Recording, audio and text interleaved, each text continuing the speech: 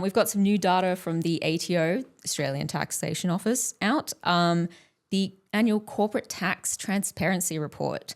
So basically tracking large companies with a total income of over $100 million, seeing if they've been good boys and paid their tax. There might be good gals as well. No, all evil corporations are men. Yeah. Okay. Anyway. I would try and refute that, but no, it's just not going to happen. Turns out not all of them were. 28% of those companies did not pay any tax in the year of 2023 to 24. Lots of companies didn't pay tax, but, let's start with the one we rag on the most, the gas industry. Santos has gone their 10th straight year in a row paying zero tax. As part of that, PRRT, the Petroleum Resource Rent Tax, revenue declined by 20%, even though the number of companies that actually pay it went up. Greg, what's up with that? Yeah, look, the entire corporate tax transparency report, which is a thing that the Gillard government brought in 2013-14, so we're now into year 11. So we're getting some really good long-term data here. Some people are getting a streak. Yeah, some people are getting a streak. Santos, they did pay tax in the first year and then have decided, let's see if we can do 10 years in a row. And by gum, they did it. They did it. Well done. Yeah, so over that 10 years, they didn't pay any corporate tax for Santos Limited. That's the main company. There are a few smaller little entities and they paid some small tax, but, minuscule stuff compared to the $47-48 billion worth of total revenue over those 10 years, during which time apparently they no profit. No taxable profit. Because we always must remember corporate tax is paid on profits, not on total income, which is fine, except these companies are very good at turning masses amount of income into nothing. Yeah. To suddenly, oh no, we haven't been able to turn a taxable profit, as you say, for 10 years. Now, a lot of these companies that are not paying tax, I won't say a lot, but some of these companies, especially smaller ones, they're carrying forward losses from a previous year, which is perfectly reasonable. There might be some tax offsets and things like that. But one of the problems we're seeing with these massive companies is they're not paying. It's not like they had a good year, then a bad year, and then it's like, what, you've been having 10 bad years in a row? Really? And especially when you're reading Santos's reports and like in 2024 suggesting that, oh yeah, we made $1.2 billion in profit after tax, which is like, well, yeah, if you're not paying any tax, the after-tax profit bit is pretty easy, So, Santos is a repeat offender on this score, but a lot of gas companies are. Ichthys LNG, which operates out of Northern Territory, a Japanese company that exports LNG to Japan, no tax since 2018-19 when it first is registered on there. No tax at all. This year, again, it gets a bit tricky. Glencore, one arm of Glencore did pay tax, but another part, Glencore Holdings, paid zero tax, even though it had something like $4.3 billion in revenue and actually had more than that in taxable income, had over $5 billion in taxable income, and yet somehow it paid no tax. Now, I don't know what the heck's going on there. I don't know if that would work if I tried that at the ATO. And so it's a case of we've got, Chevron paid no tax, or Chevron, one of Chevron's companies paid no tax, AGL Energy, no tax. Gas industry is just notorious for not paying tax. Iron ore, companies like BHP and Rio Tinto do pay tax. Mining companies have a lot less, shall we say, opportunity for shifting money around that gas companies do. That's a very polite way of putting it. Yeah, I mean, because as we say, what's happening with gas companies? They're getting natural gas out of the ground and then converting it to LNG and then exporting it. And so there's a lot of buying from themselves, selling to themselves, selling to the parent. It's all can get very opaque very quickly, whereas Rio Tinto dig stuff out, ship it off. The banks as well. Yeah, Westpac and NAB and Commonwealth banks, they all pretty much pay nearly 30% tax on taxable income and pay a fair bit because they don't have as many sort of opportunities to shift money around the world. Well, it's not just gas that have managed to pay $0 on billions in revenue. Optus, who, funnily enough, have been in the news lately for pretty massively mishandling 000 outage that led to the deaths of 3 people.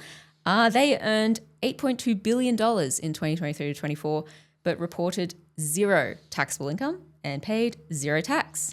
That's officially it's Singtel, Singapore Telecom, because that's the parent company of Optus. And it's this case of how do you do that? How do you make $8.2 billion in sales and apparently no profit? Again, it's not an uncommon occurrence. And we see this across a lot of telecommunications, commercial broadcasting kind of entities, like Netflix. $1.2 billion in sales here in Australia, no tax, no profit.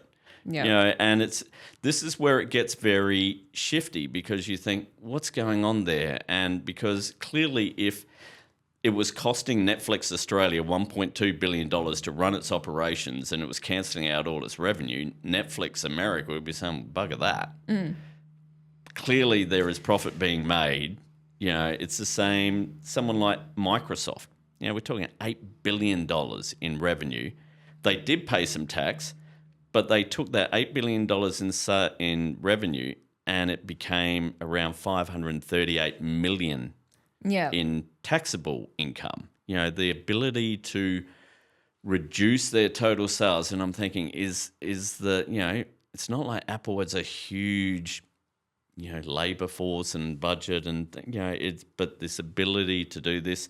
Apple as well, took it from $12.4 billion in total sales down to $528 million in taxable income, and they paid some tax on that. It's like, a very good magic trick. It really is. And the thing I wrote about in my Guardian column this week was right at this point that we're seeing these reports, we're also seeing news reports about how people are being targeted by the ATO for old tax debts that they had from, up to a decade ago, some of these. And I saw even one report about from 2006. And it's a case of, and these are, small amounts. They might be small amounts relatively, big for people because they might be like $4,000. Yeah.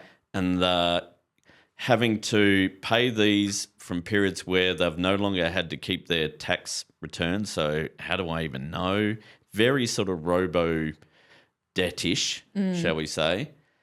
And you see that, and then at the same time you're saying, oh, great, we should be celebrating because fewer than 30% of companies didn't pay tax, and that's the smallest amount for a decade. And you think, is that an improvement? Is that great? And and to think about how much revenue we're missing out on here, even in this year, the companies that paid no tax still registered around 20 billion or so of taxable income.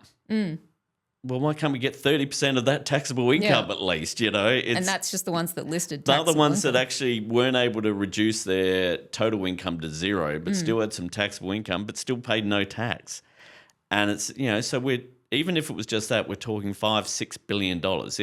If they paid the same level of tax relative to their total income that all the companies that do pay tax do, we're talking, closer to $20 billion in revenue that we're just not getting because of the ability for companies to, let's be honest, shuffle money around the globe. Well, I can't help but notice that a lot of these companies are massive multinational corporations. I hate to talk about him, but Trump has, as he tends to do, made things worse for other countries when it comes to being able to tax multinational corporations. Can you tell us a bit about what the challenges are that countries face in doing this? Yeah, as with everything Trump touches, when it comes to international taxation, he's killed it.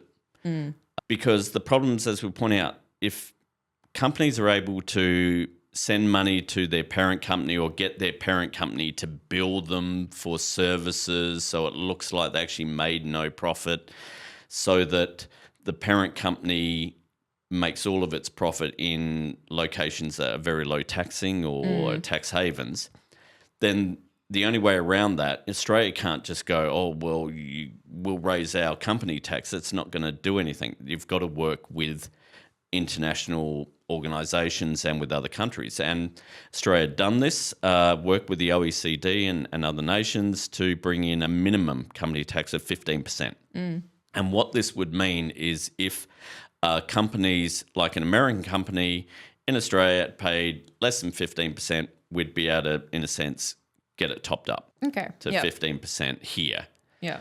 Problem was, Donald Trump came and said, no, America's not going to do that. Yeah. It had been agreed. He said, nope, and went along to the G7 and basically cowered them into agreeing to not apply it to American companies, which meant it's dead. Yeah, well, a lot of these companies are American. Yeah. And another thing that Australia did bring in and echoed what is happening a bit over in Europe especially, a public country-by-country reporting. So basically, if you have a company here in Australia, but you also have a global, parent company, you need to report to the tax office, and it's publicly done, where you pay tax. And it was specifically related to locations that don't have things like a corporate transparency index. So it was very much the list of countries and locations mentioned, like Jersey, Monaco, Bahamas, all these places that are... Cayman Islands, I think is a classic. Cayman Islands, all these places that are notorious tax havens.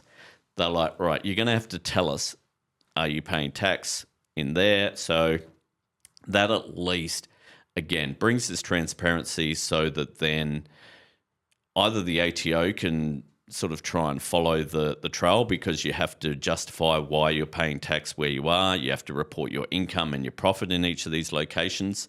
So an effort to actually sort of try and get some ability to the tax office to get this money. American companies do not like this, and they have been lobbying Trump and his Commerce Secretary to treat Australia's laws as though they are a tariff, a trade barrier, and saying, oh, this is terrible, this is making it harder for us to do trade. And I think, what, trade in Jersey and the Cayman Islands and Bahamas? Obviously, it's not a trade barrier because Australian companies have to do it as well, but this is the concern that Trump is going to, go, oh, if you keep that in place, I'm going to put tariffs up more on Australian companies and things like this. So basically, Trump is terrible for any efforts to try and rein in this basically rorting of the international tax system, probably because he likes the rorting of the international tax system. And certainly he listens to American companies like Apple, like Microsoft, like Facebook, who are very much pushing to get rid of any of that so that they can still get away with what they're doing now here in Australia, paying bugger all tax. Thanks for watching. If you'd like to keep up to date with all our latest research and work, sign up to our newsletter. Delivered every fortnight, it includes behind-the-scenes updates from Richard Dennis, an exclusive cartoon from Judy Horacek, details for our upcoming events and webinars, as well as explainers, graphs, and not to mention the latest cutting-edge research and analysis from the team here on the key issues that are facing Australia. Click the button on your screen to check it out.